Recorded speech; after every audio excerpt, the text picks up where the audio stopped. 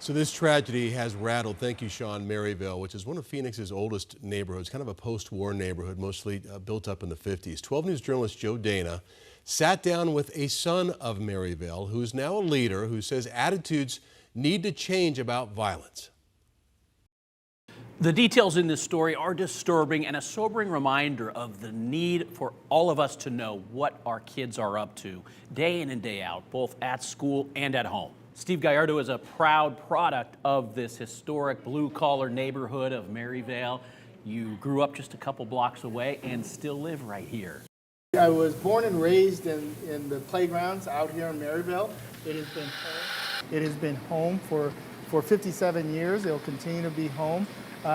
This is a very proud community, a hard-working community, and a very thriving community. You're a county board supervisor, along with being a volunteer Little League coach, along with running a summer program where you're around hundreds of kids here in the Maryvale community. What goes through your mind when you hear about something like this? It's very hurtful. But you got to ask yourself, what did we do wrong? What happened? And it's not just Maryvale, it's citywide, it's statewide. I've always said this, if you want to see a kid be successful, you have to deal with the economic and social challenges these kids face every day off campus. The number one request I get, and I hear it from all my high school kids, Coach, I need a job. I want to work.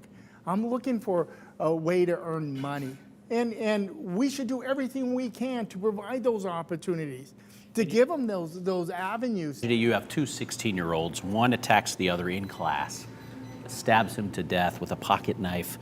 Apparently a conflict over perhaps a gun from the day before. Why can't we convince more teens to stop carrying guns? So I do believe that there's an education side to it. No different how we talk to our kids about how bad drugs and alcohol are. The exact same thing. Let's talk about how bad having a possession of a firearm would be. One of the biggest challenges we see right now with kids are a little scared of speaking out. You know kids don't want to be part of that quote-unquote snitch culture. The old term that snitches get stitches, that's what we want to get away from. There's nothing wrong with speaking out. There's nothing wrong with telling an adult. You're not only helping a classmate, you may be saving a life. It's a great interview by Joe. You can watch his full conversation with Supervisor Gallardo only on 12+. And a candlelight vigil for the victim, Michael Montoya, will take place tomorrow night from 6:30 to 8:30 at Maryvale High School.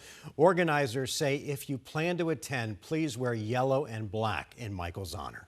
Arizona Attorney General Chris Mays files a lawsuit against the owners